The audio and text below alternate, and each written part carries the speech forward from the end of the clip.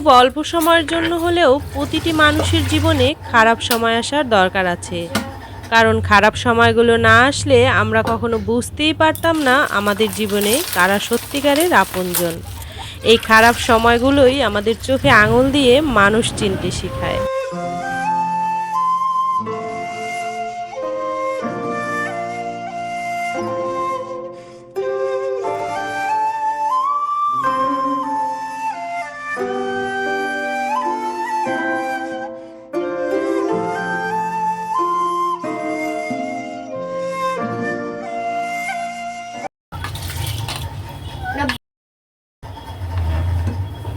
Hello everyone, good morning. কি অবস্থা, কেমন আছেন সবাই? আশা করছি যে যেখান থেকে আমার ব্লগটি দেখছেন সকলে খুব ভালো আছেন। আমি মিতা, বাংলাদেশের একটি ছোট্ট নগরী আর আমার একান্ত প্রিয় আমার প্রাণের শহর বরিশাল থেকে নতুন আরও একটি দিনের সাথে শুরু করছি আজকের ব্লগটি।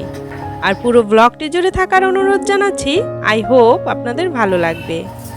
তো আমি কিন্তু সকালবেলা ঘুম থেকে উঠেই চালটা ভিজিয়ে রেখেছিলাম, আর 30 মিনিট ভিজিয়ে রাখার পর তারপর কিন্তু চালটাকে রাইস কুকারে এভাবে বসিয়ে নিয়েছি। এতে করে কিন্তু ভাতটা খুব তাড়াতাড়ি হয়ে যাবে। আর এখানে কিন্তু আগের দিন ডাল একটু বেশি করে সিদ্ধ করে রেখেছি, আর এখন কিন্তু গরম জলে দিয়ে ডালটা তারপর বাগার দিয়ে নিয়েছি। আর এখানে কিন্তু আমি আগের দিন রাতে মাছ সুন্দরভাবে হলুদের গুঁড়ো, মরিচের গুঁড়ো আর লবণ দিয়ে ম্যারিনেট করে রেখেছি, যাতে করে সকালবেলা এই তীব্র গরমে আমাকে বেশিক্ষণ রান্নাঘরে না থাকতে হয়। তো সকালবেলা তীব্র গরমে যারা খুব অল্প সময় রান্নাটা করতে চান তারা কিন্তু আমার মতো এইভাবে রাতে একটু কাজ গুছিয়ে রাখতে পারেন। আর এই গরমে কিন্তু ইদানিং শরীরটাও আমার খুব বেশি খারাপ যাচ্ছে। দেখা যায় সকালবেলা উঠে রান্না তো একদমই করতে ইচ্ছে করে না। এর জন্য কিন্তু আমি আগের দিন রাতের বেলা যখন শরীরে বেশ একটা এনার্জি পাই তখনই কিন্তু কাজ অনেকটা গুছিয়ে রাখি। তো এখানে কিন্তু আমার ভাতটাও হয়ে গিয়েছে। এখন কিন্তু আমি ভাতটা রাইস কুকারে আরও কিছুক্ষণ দমে রেখে দিব। আর এখানে কিন্তু আমার ডালও হয়ে গিয়েছিল, আর তারপর তো মাছটা ভেজে ভুনা করে নিব। আর এখানে কিন্তু আমি এই মাসে মানে আমার সংসার খরচের টাকা থেকে কিছু জিনিস কিনেছি। আরএফএল বেস্ট বাইতে গেলে তো আসলে চোখ একদমই ঠিক রাখা যায় না। তো কিছু কিনবো না করেও কিন্তু এই মাসে আমি এই জিনিসটা আর একটা কড়াই কিনেছি, যেটা সম্পূর্ণটাই আপনাদের সাথে শেয়ার করছি। আর এই যে ডেস্কিটা, এটা চা করার জন্য বা দুধ গরম করার জন্য খুব বেশি সুন্দর। আর এই ডেস্কিটা কিন্তু আমার কাছ থেকে 550 টাকা নিয়েছিল। তো এটা খুব বেশি ভারী ছিল আর এত সুন্দর কিউট ছিল ছোট্টর মধ্যে। তো এর জন্য কিন্তু চোখকে আর সামাল দিয়ে রাখতে পারছিলাম না। আর এখানে একটি কড়াই আর একটি সরা নিয়ে নিয়েছিলাম। আজকাল কিন্তু এই ধরনের সরাগুলো খুব বেশি চলে। তো এই সরাটার কিন্তু ছোট একটা সাইজও আমার কাছে আছে, আর এই সাইজটাও নিয়ে নিয়েছি। এই সরাগুলো কিন্তু খুব বেশি নোংরাও হয় না আর দেখতেও খুব কিউট লাগে। আর সেই সাথে এই কড়াইটাও কিন্তু নিয়ে নিয়েছিলাম। তো এই দুটোর দাম কত নিয়েছে আমার ঠিক খেয়াল নেই, তবে মনে হয় 500 সামথিং, দুটো মিলে আর কি। তো আমি আপনাদের প্রাইসটাও দেখিয়ে দিয়েছিলাম, কিন্তু অতটা ভালো ক্যামেরায় আসেনি। তো এই ছোট সরাটাও কিন্তু আমার স্টকে ছিল। তো এর জন্য কিন্তু আমি বড় একটা সরাও নিয়ে নিয়েছি। আর এই দুটো জিনিসই কিন্তু আমি এ মাসের সংসার খরচের টাকা বাঁচিয়ে তা দিয়ে কিনেছি। তো মাসের যেহেতু শেষ, তো মাসের শেষেই আসলে কত টাকা বাঁচে সেটা দেখা যায়, আর তখনই কিন্তু শপিংগুলো করে আনি। তো এ মাসে এই দুটো এনেছি। আসলে নতুন জিনিস আমার একদমই ব্যবহার করতে ইচ্ছে করে না। তো নতুন জিনিস দেখলে মনে হয় এগুলো রেখে দিই, এগুলো ব্যবহার করলেই তো নোংরা হয়ে যাবে। তো এর জন্য আর কি রেখে দিলাম। এরই মধ্যে দুপুরবেলা খাবার সেরে একটু রেস্ট নিচ্ছিলাম। তো তখন দেখি বিকেলবেলা একদম চারদিক অন্ধকার করে আবার বাতাস শুরু হয়ে গিয়েছে, একটু পরে হয়তো বা বৃষ্টি নামবে। তো এর জন্য আর কি বেলকনিতে চলে আসলাম, আর দেখছিলাম খুব সুন্দর ঠান্ডা ঝড়ো হাওয়া বইছে। তো এই সময় তো আসলে ঘুমিয়ে থাকলে একদমই আমার চলে না, একদম প্রকৃতির সাথে মিশে যেতে ইচ্ছে করে আসলে এই সময়গুলোতে। তো এর জন্যই কিন্তু আসলে চলে আসছি। আর আমার সাথে সাথে কিন্তু আমার বাচ্চা দুইটাও উঠে গিয়েছে, ওরাও চলে আসছে। আর ওরা এই ঠান্ডা আবহাওয়া পেলেই বলে আমার একটু কফি করো বা এটা সেটা ভাজাভুজি করো। তো ওরা বলতে আমার মেয়েটাই বেশি করে, ছেলেটা তো খায় না, শুধু দুষ্টুমি করে ফেলে দেয়।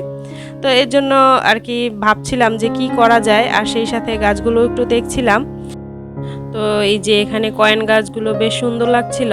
আর সেই সাথে আমার যে মানি প্লান্ট গাছ, তো শুনেছি মানি প্লান্ট গাছের পাতা নাকি হলুদ পাতা আর কি রাখতে নেই, এতে নাকি অমঙ্গল হয়। এজন্য একটা হলুদ পাতা ছিঁড়ে সেটাকে ফেলে দিচ্ছিলাম।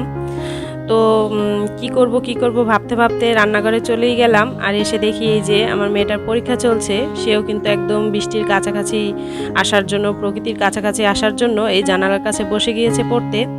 তো সে আমার রান্নাঘরের এই জানালার পাশটা দখল করে নিয়ে পড়া শুরু করে দিয়েছে আর বলছে, মা এটা খাবো সেটা খাবো, কিছু একটা করো। তো এর জন্য আমি চলে এলাম, যে বাসায় দেখলাম যে বেশ কিছু চিপস আছে। তো এই চিপসগুলোই আর কি ভেজে নিব আর সাথে একটু কফি করে নিব। তো এর জন্য আর কি কড়াইতে তেল বসিয়ে তারপর চিপসগুলো ভাজা শুরু করে দিয়েছি। আর এখানে এই নতুন রেসিপিটা, এটা আসলে ব্যবহার না করে পারছিলামই না। তো দেখলাম এটা আমার গ্যাস ওভেনে সুন্দরভাবে বসছে না, হয়তোবা খুব হালকা এর জন্য। তবে খুব হালকা হলেও এতে কিন্তু মানে জল বা কিছু দেওয়ার পর তারপর কিন্তু এটা সুন্দরভাবে বসে গিয়েছিল। আর এটা কিন্তু খুব হালকা হলেও কিন্তু এটা খুব বেশি টেকসই হবে বোঝাই যাচ্ছে, কারণ এর ম্যাটেরিয়ালসটা কিন্তু খুব বেশি স্ট্রং ছিল। তো এখানে কিন্তু আমি তারপর চিপস ভেজে নিচ্ছিলাম একে একে। আর চিপসগুলো গরম তেলে দেওয়ার পর খুব সুন্দরভাবে ফুলে উঠছিল, দেখতেও ভালো লাগছিল। তো এখানে কিন্তু তারপর আস্তে আস্তে সবগুলো চিপস ভেজে নিচ্ছিলাম। যেহেতু এখন বাইরে বৃষ্টি হচ্ছে, তো বাইরে থেকে চিপস আনা আমার পক্ষে সম্ভব ছিল না। আর এর জন্য আর কি বাসায় চিপসগুলো ভেজে নিচ্ছিলাম। আর আমি কিন্তু সবসময় এই চিপসগুলো বাসায় এনে রাখি, যেহেতু বাচ্চাদের ঘর, ওরা তো যখন তখন এটা সেটা খেতেই চায়। তো আমি যদি বাহির থেকে আনা সম্ভব নাও হয়, তাহলে যেন বাসায় বানিয়ে নিতে পারি, এর জন্য এই চিপসগুলো এনে রাখি। তো রাখতে রাখতে এইগুলো আর কি অনেক দিন হয়ে গিয়েছিল, এর জন্য আর কি ভাবলাম যে এগুলোকে শেষ করি। আর শুধু বাচ্চাদের কথা বললে ভুল হবে, আসলে বৃষ্টির সময়টা এরকম চারদিকে অন্ধকার করে আসলে আমার কিন্তু চা কফি খেতে বা ভাজাভুজি খেতে বেশ ভালো লাগে। তো শুধুমাত্র বাচ্চাদের তো দোষ দিয়ে লাভ নেই, এর জন্য আর কি নিজেরটাও বললাম। তো একে একে সবগুলো চিপস এরপর আমি ভেজে নেব। আর যেহেতু বাচ্চারা খাবে, এর জন্য এর উপরে একটু চিনিও ছিটিয়ে দেব। তো তারপর কিন্তু এখানে চিপস করে নিচ্ছিলাম, আর ওই পাশে কিন্তু জল গরম করতে বসিয়ে দিয়েছি কফির জন্য। তো কথা বলতে বলতে কিন্তু সেই ইম্পর্ট্যান্ট কথাগুলো আজকেও আমি বলতে ভুলে গিয়েছি। তো যারা এখনও এই পর্যন্ত আমার সাথে আছেন অথচ লাইক দিতে ভুলে গিয়েছেন, তাদের কাছে অনুরোধ থাকবে প্লিজ একটা লাইক দিয়ে বাকি ভিডিওটুকু কন্টিনিউ করবেন। আর সেই সাথে যদি আমার ব্লগের কোথাও কোনো কিছু ভালো লেগে থাকে, তাহলে কিন্তু আমাকে কমেন্ট করে জানাতে একদম ভুলবেন না। আপনাদের খুব সুন্দর সুন্দর কমেন্ট কিন্তু আমাকে আরও ব্লগ করার জন্য উৎসাহিত করে। তো এছাড়াও যদি কেউ আমার ব্লগে নতুন হয়ে থাকেন আর আমার চ্যানেলটি নতুন ভিজিট করে থাকেন, তাদের কাছে অনুরোধ থাকবে আমার ব্লগের কোথাও কোনো কিছু যদি এতটুকু আপনার মনকে নাড়া দিয়ে থাকে বা আপনার ভালো লেগে থাকে, সেই ভালো লাগার জায়গা থেকে চ্যানেলটি সাবস্ক্রাইব করে আমার ছোট্ট পরিবারটির পাশে থেকে যেতে পারেন। আর সেই সাথে অবশ্যই বেল আইকন প্রেস করে রাখবেন। আপনি যদি এই ধরনের ব্লগ দেখতে পছন্দ করেন, তাহলে কিন্তু আমি ভিডিও দেওয়ার সাথে সাথে নোটিফিকেশন আপনার কাছে পৌঁছে যাবে এবং আপনি সবার আগে কিন্তু বা সময় সুযোগ বুঝে আপনার সময় মতো আমার ব্লগটি দেখে নিতে পারবেন। ছাড়াও এদের মধ্যে যদি কেউ ব্লগার বা ব্লগিং চ্যানেল থেকে থাকেন, তাহলে কিন্তু আমাকে একটা সুন্দর কমেন্ট করে যাবেন, তবে সেটা অবশ্যই আমার ভিডিও সংক্রান্ত। এতে করে কিন্তু আমি আপনার চ্যানেলে আমার অন্য যে একটা চ্যানেল আছে MS লাইফস্টাইল, ওটা দিয়ে চলে যাব আর আপনাকে সাপোর্ট করে নিব। তবে আমি কিন্তু আমার এই চ্যানেলটা দিয়ে কাউকে সাপোর্ট করি না। আমার MS লাইফস্টাইল চ্যানেল দিয়ে কিন্তু আমি আপনাকে যতটা সম্ভব সময় দিতে পারবো। আসলে আমাদের সবারই সাপোর্টের দরকার আছে, কারণ একে অপরকে সাপোর্ট করলে তাহলেই কিন্তু আমরা সামনে একসঙ্গে সফল হতে পারবো। এর জন্য আমাকে একটা ভিডিও সংক্রান্ত কমেন্ট করে যাবেন, তবে অবশ্যই বলবেন না আমার চ্যানেলে আসার অনুরোধ রইল বা আমি আপনার পাশে থেকে গেলাম, এই ধরনের কথাবার্তা। তাহলে কিন্তু সেটা আপনার এবং আমার চ্যানেলের জন্য দুর্জনের জন্যই ক্ষতি। তো এছাড়াও কিন্তু অনেকে শুধুমাত্র আমাকে ভালোবেসেও আমার ব্লগগুলো দেখছেন প্রতিনিয়ত। তো এর জন্য তাদেরকে তো অসংখ্য ধন্যবাদ, আর তাদের জন্য রইল অনেক অনেক দোয়া ও ভালোবাসা। তো এই ডেস্কিটা কিন্তু আনার পর থেকে এটা আসলে ব্যবহার করে আসলে এত ভালো লাগছে, মনে হচ্ছে জল গরম চা কফি দুধ সব কিছুই এটাই ঢেলে ব্যবহার করি। তো এর জন্য বিকেলবেলা দুধ এনেছিল আমার হাজব্যান্ড, তো ওটাও আমি আর কি এটাই ঢেলে নিচ্ছিলাম। আর ভেবেছিলাম খুব সুন্দরভাবে হয়তো বা পটে ঢোকাতে পারবো এটা দিয়ে, কিন্তু দেখছিলাম দুধগুলো আসলে পড়ে যাচ্ছিল, কারণ হচ্ছে অনেক বেশি দুধ ছিল যার জন্য হয়তো বা। তো এর জন্য আমি এটা নিচে আসলে একটা প্লেট দিয়ে তারপর দুধগুলো ঢালছিলাম যাতে অপচয় না হয়। আর আসলে আমি হাতের কাছে তেমন কোনো নিডেল পাচ্ছিলাম না যাতে করে আমি সুন্দরভাবে দুধটা ঢালতে পারি।